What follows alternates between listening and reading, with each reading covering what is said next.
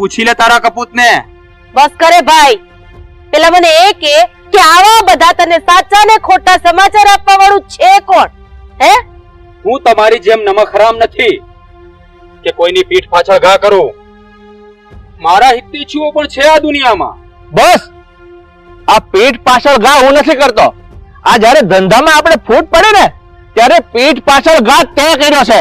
મારા સેમની જોત તો શાંતિથી સળગી રહેતી સુધીર, પણ તે એને ફૂંક મારીને છંછેડી છે. હવે જો કેવા આગના ભડાકા થશે. તારી 72 પેઢી યાદ કરશે આ પ્રતાપને. તો પછી તું એ સાંભળી લે પ્રતાપ, મેં કાંઈ બંગડી નથી પહેરી.